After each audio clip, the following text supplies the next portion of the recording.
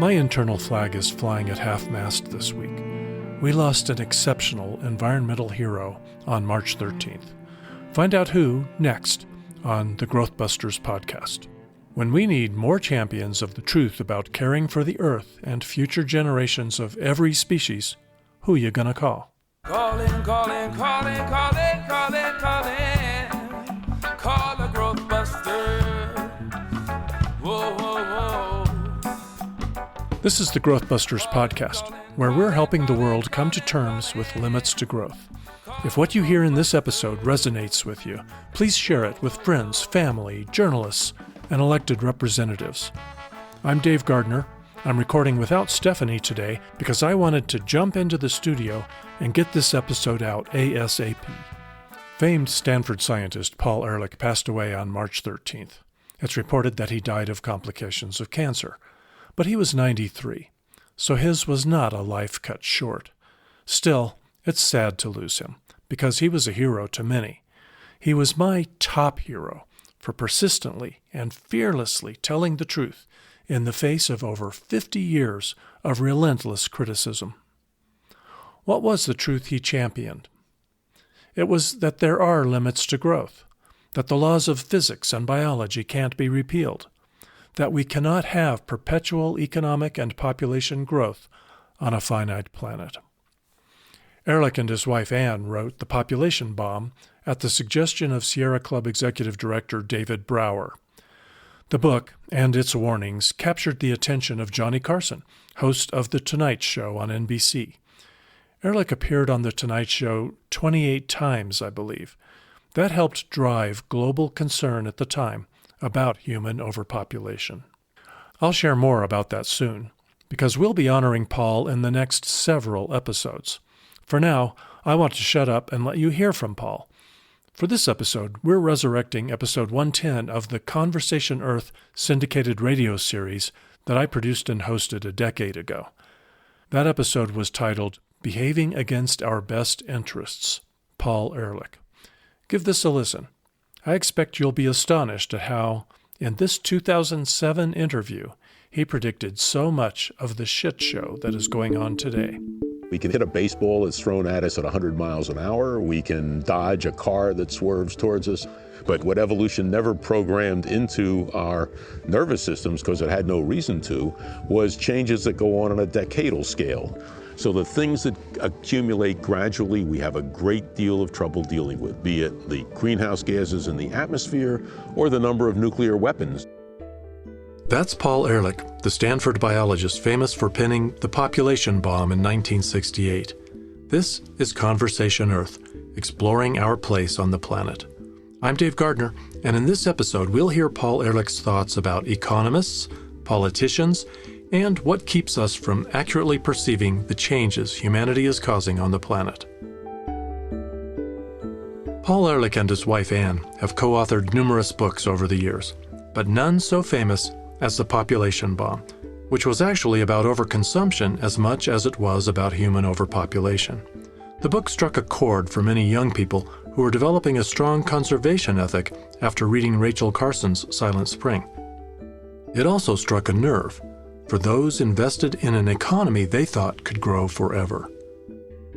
Paul Ehlich didn't pull any punches. Over his long career as a scientist, his frank and colorful assaults on environmental foolishness have made him a popular speaker.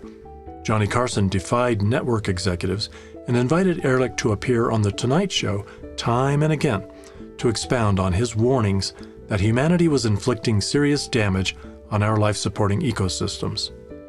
I sat down with Paul for this candid conversation at a picnic table outside his Stanford University office in 2007.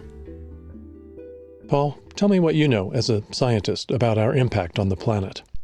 Humanity in the last few hundred years has become the dominant animal on this planet. We are changing and have changed the atmosphere to the point where we're threatening our very sustainability. We are now mobilizing most minerals more rapidly than the natural forces of erosion by wind and water.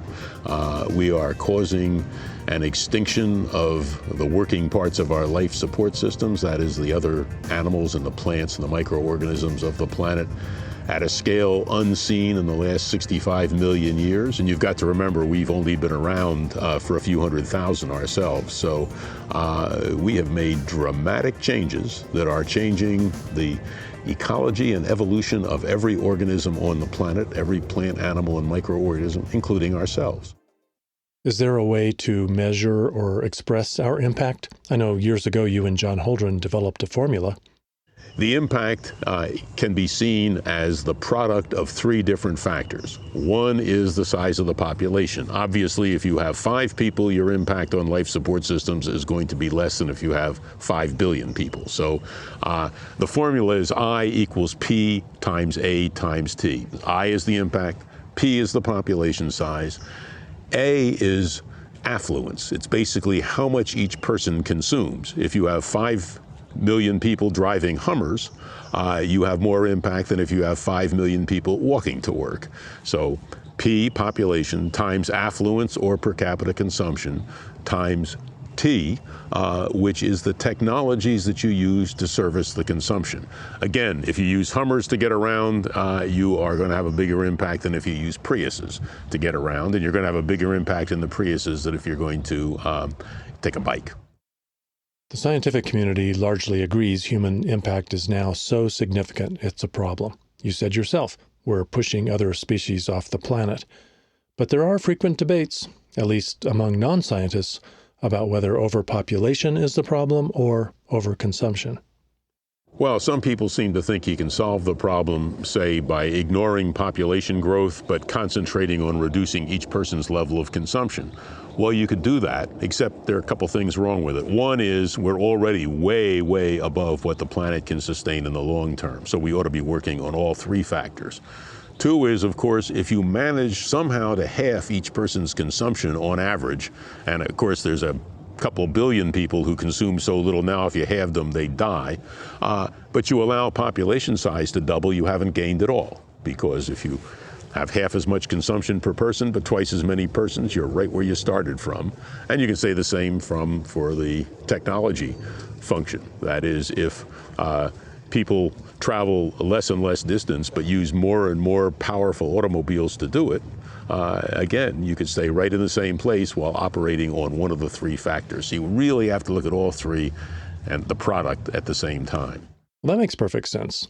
But there is something often called the population taboo, preventing acceptance of population as a big part of the sustainability equation. Well, a lot of people think that at least they won't talk about population because they consider it a non-PC topic. In some senses, we have gone further on the population issue than any other because most people who are alertable to the population problem are alerted. Only people who have to take off their shoes to count up to 20 don't understand we have a population problem. But also, in the last 20 or 30 years, we figured out what needs to be done about it. For example, by educating women, giving them job opportunities, giving them access to contraception and abortion, you can get birth rates way down. And in fact, many of the most advanced countries have done exactly that. They have already reduced their birth rates. Some European countries are shrinking in size. It's only the really backward countries with lousy leadership, like the United States, that haven't done anything about their population problem and are still growing like skyrockets. So, in a sense, we're on the way to solving the population problem. The problem is that not enough has been done. The most recent calculations are that a sustainable population, which gave people a maximum number of options, would be about 2 billion or 1.5 billion people. We now have 6.5, and we seem to be doomed to go probably to 8.5 or 9, unless we're very unlucky in having a catastrophe or very lucky in having people change their attitudes very rapidly. So we're maybe 3 times above or 4 times above the optimum already. And so we should be doing a lot more, but at least there's no huge mystery about what to do. Now, current UN projections have world population growth coming to an end within 100 years. Some people are saying problem solved. There are a lot of people who think we can relax because population growth is projected to level off. What you got to remember is it's projected to level off, adding more people than were alive on the entire planet when I was born. That is, it's going to level off when we have 2 to 3 billion more people, if we're lucky. 2 to 3 billion people when we're already marginal on water and food and maintaining our ecosystem services is just too damn many people. And so we should be working much harder on the population factor. What about nations trying to reverse their population declines? We see a lot of warnings about too few babies.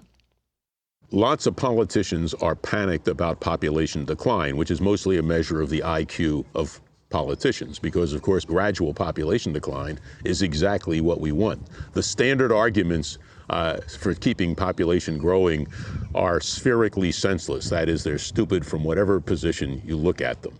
I mean, what do people say? Well, first of all, we are having a problem of too many old people for the young people, for the working people to support.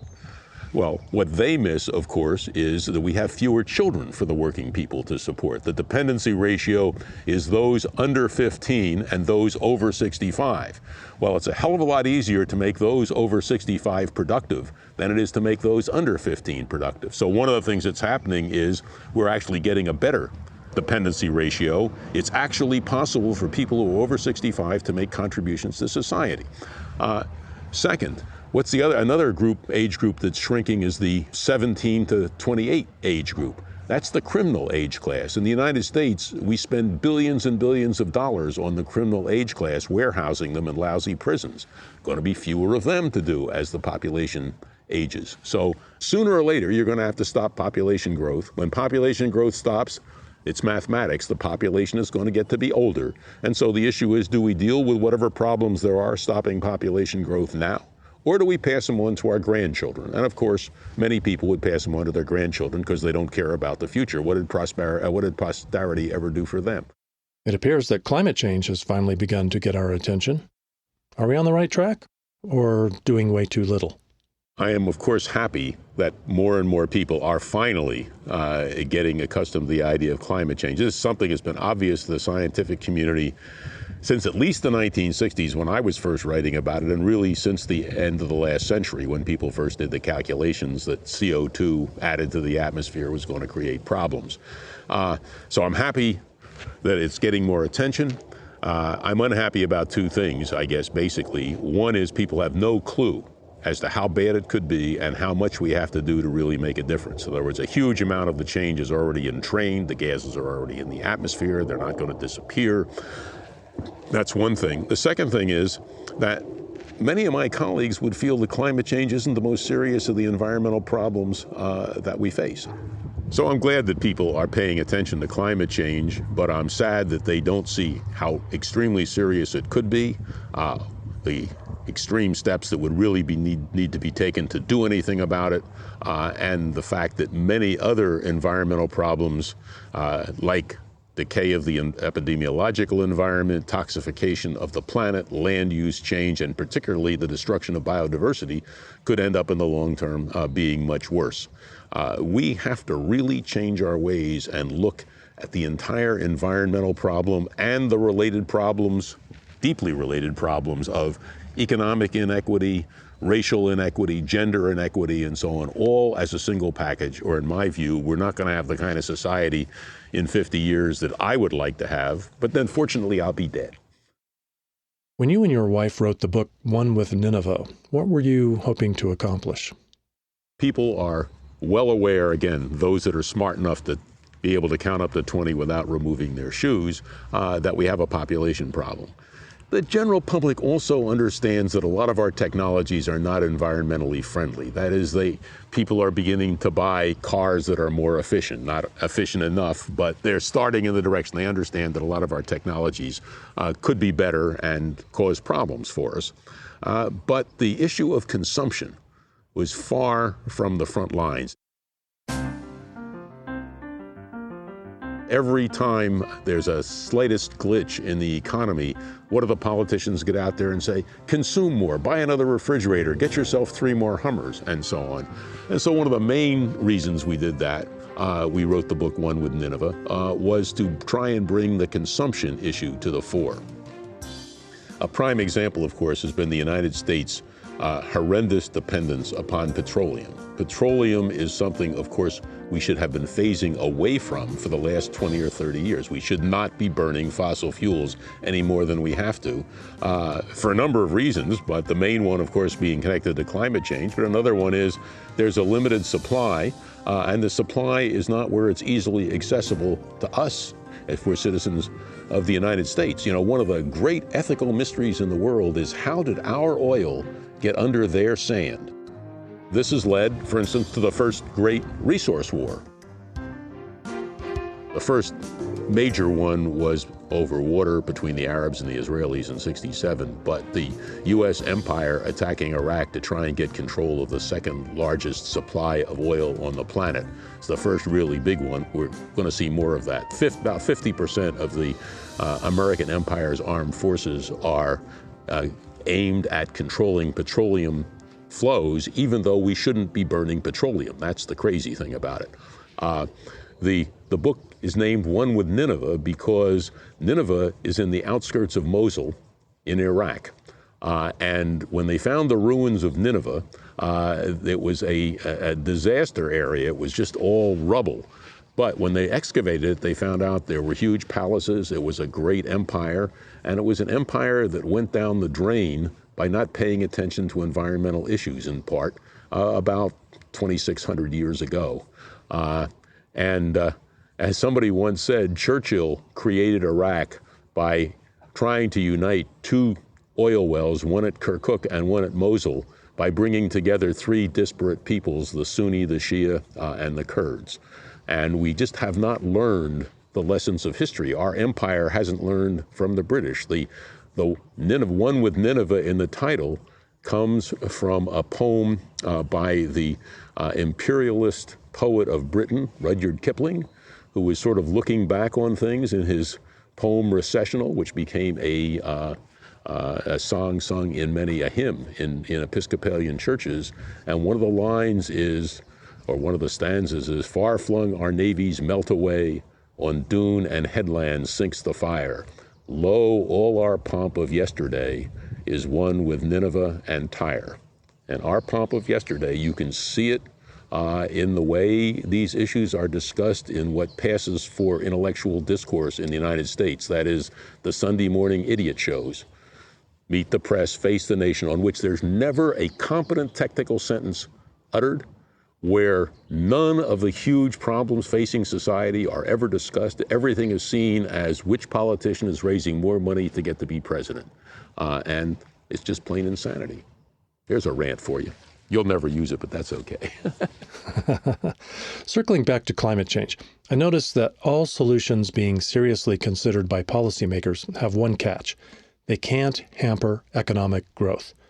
What do you think about our current obsession with economic growth? Well, it's interesting that politicians are obsessed with economic growth, and so are second-rate economists. World-class economists are beginning to understand. Our group has published several articles now with Kenneth Arrow, the agreed to be most smartest economist on the planet, has Nobel Prize. Partha Dasgupta, who was president of both the European and the British economic associations, and a whole series of very distinguished economists and ecologists asking the question, are we consuming too much? Looking at issues like, should the economy grow forever, and what does that mean? Interestingly, all the studies that have been done show that once your basic needs are satisfied, people don't get happier with more growth. And so the issue is, who's promoting growth, what kind of growth, and it all ties back to the consumption issue, but it's extremely complicated. For example, let's suppose you have $50 million you want to blow on a present for your wife. And the issue is, do you get her a Van Gogh, or do you buy her an executive jet? Now, both are consumption, but quite obviously, it's going to be ecologically sounder to get her the Van Gogh than to get her the the jet. And so you have an issue both of the total quantity of consumption and also an issue of the composition of consumption. What is it spent on? And there are all kinds of issues, technical issues there of the social costs of various things we do, which I won't get into. So it is a fairly complex issue, but at least people who know how to deal with those issues, who know how to calculate shadow, or at least guesstimate shadow prices and so on, are beginning to look at it. And that's a positive trend, although it's going to be a long time before the idiots who write the editorial pages of the Wall Street Journal or the Economist magazine, or mostly English majors, ever catch up with it. If we somehow continue to meet these unquestioned economic growth goals, the kind we do read about, not just in the Wall Street Journal, but in AP reports and daily newspapers around the world, what will our future look like? Well, if we undergo the business as usual scenario and meet the kind of economic goals that, say, a sort of economist who works for the Wall Street Journal would predict, then the future's easy. Almost all of us will be dead, and we'll be living miserable lives. I mean, it's really easy. You don't need any great predictive powers because the amount of energy we would use, the amount of materials we would use will wreck the climate system.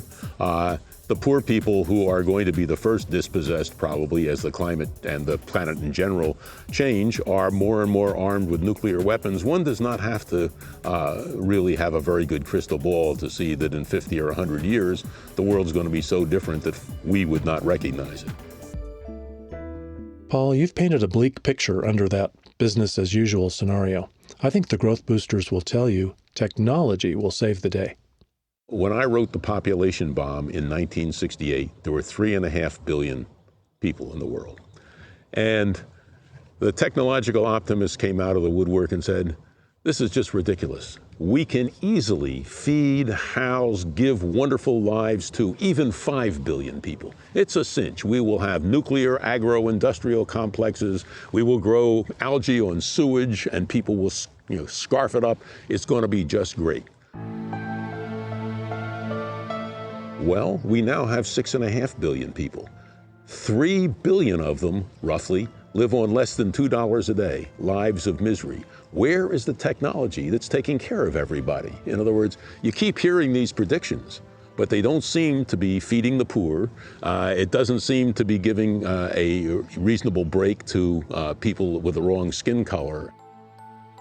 All the serious human problems that we faced in 1968 and before are still here or worse, thanks to technology. So, yeah, there's a lot of things technology could do to help. Genetic engineering, for instance, could help to feed the poor. It could help to produce medicines for the poor. But is genetic technology feeding the poor or producing medicines for the poor? Hell no. It's making profits for big pharma. It's making profits for big industry in general, and that's not the poor. The gap between the rich and the poor is increasing.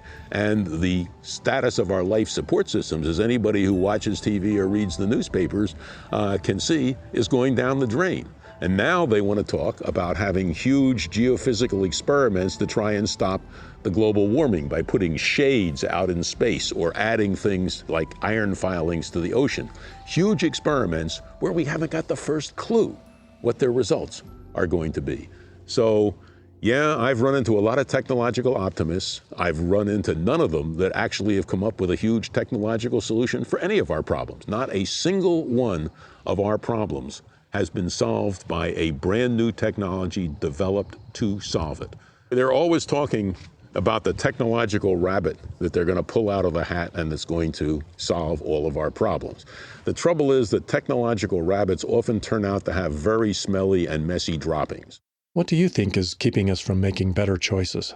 I think the main thing that works against us is the concentration of power, and I don't know what one does about that. It's a historic trend that started thousands of years ago as we built states and so on, and the people who have a great interest in lining their own pockets and no interest at all in what happens to future generations control, for instance, most of the media. And so one of the big problems is we may be in an information age, but people seem to have less and less information and more disinformation. Are there some traits of the human race, some instincts or sociological phenomena that also get in the way? we are very good at detecting rapid changes. After all, we had millions of years of evolution in which being able to detect a charging lion was a very good thing. And we still have that. We can, after all, hit a baseball that's thrown at us at 100 miles an hour. We can dodge a car that swerves towards us. But what we never got to do evolutionarily, what evolution never programmed into our nervous systems because it had no reason to, was changes that go on a decadal scale, that go on very slowly, not in the play that's going on before us, but in the ecological stage, basically, on which it's set. So the things that accumulate gradually, we have a great deal of trouble dealing with, be it the greenhouse gases in the atmosphere or the number of nuclear weapons in weapons stores. We're basically a small group animal, used to living in groups of 50 to 150 people. We're culturally not well designed to deal with massive problems created by masses of people. And our nervous systems are logically designed. After all, our genes don't determine what we think or how we behave in large part. They determine the basic structure of a brain that is programmed over about 25 years to deal with the world as we see it and to make all kinds of shortcuts that are conservative. That is, we have to fit everything in to our brains in some sense. And so we take very simple schemas of how things are rather than really look at them in detail. And it makes it very hard to deal with brand new information, particularly when much of that information is gathered in ways you have no clue about. In other words, the average person has no idea how the amount of carbon dioxide in the atmosphere is detected, or how their genes really work, or how their brains work. And in fact, scientists only have partial ideas on this. So we're faced with a gigantic challenge that we haven't been prepared for, either in our genetic evolution or, more importantly, in our cultural evolution. And our only real hope is to work very hard at changing our cultural evolution so that people learn to recognize these things. Let's circle back to population growth. On a micro level, we see many communities competing to be the fastest growing. If the world is overpopulated, is this a productive activity? A lot of it has to do with this thought that only economic growth can bring people happiness. Only bigger communities will help because it increases the tax base. We never sit back and ask the question of what the hell are people for? What do you want to, what do you want with your life? I can see changes in my own lifetime. When Anne and I were married, it was still barely possible for me to work while she, at the beginning, raised our young daughter. Now almost all couples have to both work in order to make ends meet. And that's why we're having this wonderful economic growth. It's just nonsensical. I mean, I think most people would much prefer to have a relaxed life, to be able to have good friends and have an adequate supply of food and booze and so on, make love when they want to, not only on the weekends, and have a very different kind of life. But we have been persuaded, particularly by control of the media, by large corporations and so on, to believe that you have to keep running ever faster in place to get more and more junk to consume. You can design a different system. Somebody's got to do it, but can you get anyone to adopt it as long as almost all the pressure is in the opposite direction? Okay, so what should we be doing? How do we get to that different system? We need to be doing a lot of things. First thing is changing our educational system so that people learn about the important things rather than the crap.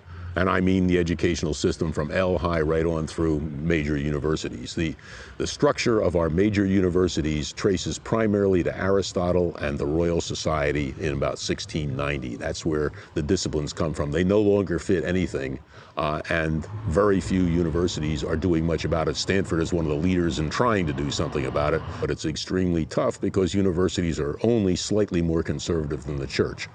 So that's one thing we need to do. Second thing, I think the main thing that needs to be done is we need to start a global discussion base for talking about what's going on, and particularly the ethical issues, the power issues, and so on and so forth. It's going to be very difficult. It's not a matter of needing more science to know what to do. We can use more science, but the big problem is, why is there such a gap between what the scholarly community knows and what the politicians and public know and are willing to do anything about? So we think we need a millennium assessment of human behavior. That is a huge global program to talk about how human beings behave, why they behave that way, how they ought to behave. And that includes not just scientists, but ethicists and people from the religious community and so on and so forth, to really start discussing these issues. And subtext of it would be, how do you develop consumption condoms so that we don't consume so much? How do you see to it that we move faster on population issues? And a whole series of critical issues which just are lost in the public discourse today. You've been listening to a conversation with biologist Paul Ehlich recorded in 2007. Of course, the population figures he used no longer apply. The 6.5 billion world population he mentioned has grown to 7.2 billion. The scenario that projected world population leveling off at 8.5 or 9 billion now envisions world population exceeding 11 billion. The 8.5 billion world population projected for 2050 is now expected to be reached in 2030. I'm Dave Gardner, and this has been Conversation Earth, exploring our place on the planet. That was episode 110 of the Conversation Earth syndicated radio series I produced and hosted a decade ago. The interview was recorded in 2007. That 7.2 billion population figure I shared at the end of that episode was as I recorded the open and close in 2015. We've added another billion since then. We're now growing a little more slowly, but growing nevertheless. I'm sharing that interview here to honor the late Dr. Paul Ehlich, the infamous Stanford biologist who fearlessly spoke up for the Earth and all her inhabitants, especially those not yet born. I remember he once told me, "I want as many people as possible to enjoy life on Earth, just not all at once." See the show notes for links to learn more about him, and we'll hear more from Paul in the next episode. So please follow the GrowthBusters podcast so you don't miss this wisdom. I'll try to get Stephanie to join me for that episode. Meanwhile, please share this podcast with friends, family, journalists, and elected representatives. And support this podcast by clicking on Donate at growthbusters.org. We've got a planet to save. Some may dream to pave mountains and streams, but not me. I'm a growth buster. Some may just want more, but don't know what it's for, but not me. I'm a growth buster. Don't want a solution at the cost of pollution. They think bigger is better at the cost of the weather, but no, not us. We are the growth busters. Calling, calling, calling, calling, calling, calling. Call the growth busters.